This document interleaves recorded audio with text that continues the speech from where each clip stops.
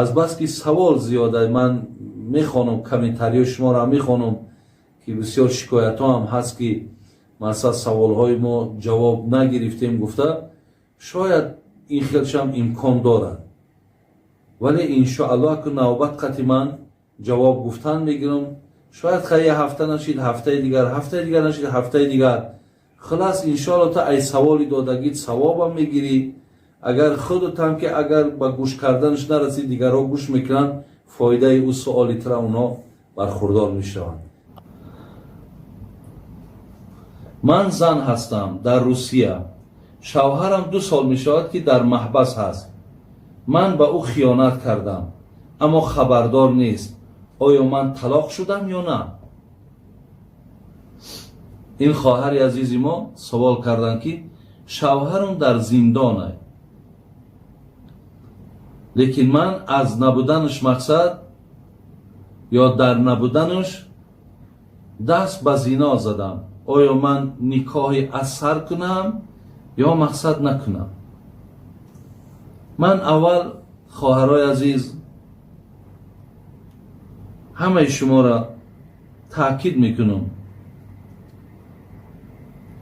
ки дар набудани шавҳарҳотон хиёнат накунед.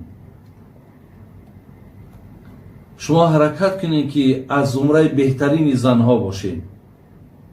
пайғамбар мо гуфтанд беҳтарини зан ҳамон зане ҳаст ки вақте мард дар чеҳраи ӯ нигаҳ мекунад хушҳол мешавад. яъне зан чеҳрааш марда метавонад хушҳол кунад, метавонад марда ғазабнок кунад. яъне агар дар чеҳраи зан табассум бошад, ризогӣ бошад, ҳурмат бошад, мард хушҳол мешавад. дуюм гуфт зани хуб зане ҳаст ки мард ӯро агар бар як коре машғулш мекунад, меояд ки кор анҷом додааст, яъне амри мардака иҷро мекунад. сеюм, ҳар гоҳе ки зан мард агар набошад, зан дар набудани ӯ хиёнат намекунад. инҳо беҳтарини занҳо ҳазрат гуфтанд инҳо ҳастанд. хоҳарои азиз, медонед ки чӣ қадар шумо дар ин кор бадбахтед.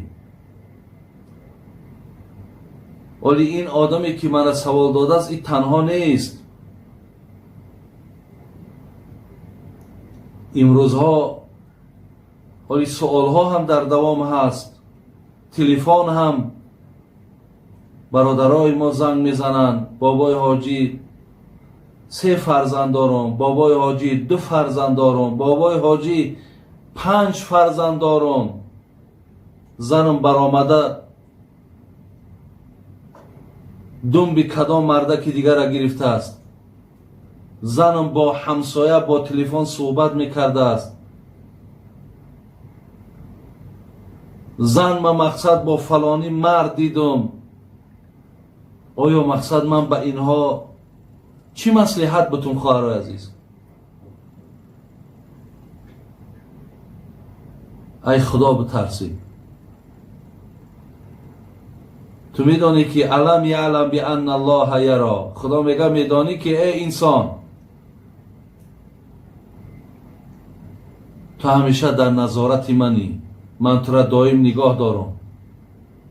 шарм намекунӣ ки вақте ту бо марди бегона дар ҳолати зинои аллоҳи меҳрубон тура тамошо дорад, барои ту гуноҳ менависад ва рӯзи қиёмат чӣ гунае дар ҳадисҳо омадааст, шуморо овезон мекунанд ва шуморо бо ҳамун шаллоқҳои оташин азоб мекунанд.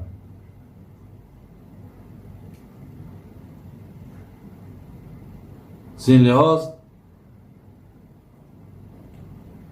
шумо барои ин кори кардагитон тавба кунед. ба сӯи худои меҳрубон оби чашм кунед, зора кунед, тавалло кунед ки мақсад ман дар ҳамин рӯз рӯзи бадбахтии ман будааст, рӯзи носипосии ман будааст, рӯзи нофармонии ман будааст, рӯзи ношукрии ман будааст, рӯзи آلوده و حرام کردن زندگی من بوده است. خدای مهربان مرا ببخش، خدای مرا عفو کن، خدای گناه مرا ستر کن، خدای مرا در دنیا و آخرت شرمنده نکن. گفته تو از پروردگارت عذرخواهی کن و به این کار دست نزن.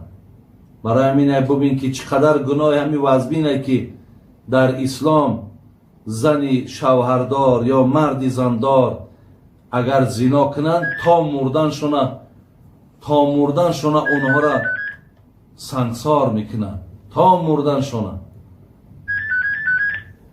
برای همین خواهرای عزیز، برادرای خیلی عزیز، هیچگاه دست به این کار حرام نزنید، هیچگاه دست به این کار حرام نزنید. زیرا بسیار بسیار من در اینجا کتابی دارم در باب زنا هم بسیار حدیثای آورده است. اولا آیت آمده است از خدای مهربان میگه ولا تقربوا الزنا انه کان فاحشه و ساء سبیلا. الله مهربان در سوره اسراء میگه شما هیچگاه به زنا نزدیک نشوید. این خداوند چقدر ذات مهربانه. ولا تقربوا الزنا، شما به زنا نزدیک نشوید، شما به این کار حرام دست نزنید. چی با الله چی میگه در دامش؟ انه کان فاحشه و ساء سبیلا. زیرا این زنای تو میگه دنیا را کلید میکنه. میدانی آفت و عذاب خدا را در روی دنیا میاره. برای دیگر بنده ها هم مشکلات هایی که ایجاد میشود از پشت زنای تو هست میگه. و این بسیار بدراه هست. برای همین در روی دنیا، در روی زمین، هرگاهی که این عملهای زشت که زیاد شد، چقدر عذاب خدا هم بر بالای بندگانش زیاد می شود. زیلیاز بعضی نفرهایی که گوییم دست به این کار حرام میزنند، چقدر آفت، چقدر مشکلات، چقدر سختی به سر مردم می آید.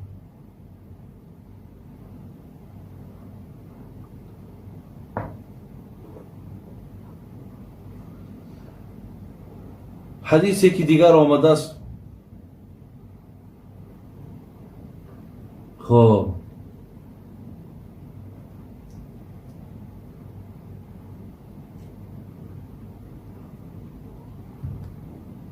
میگه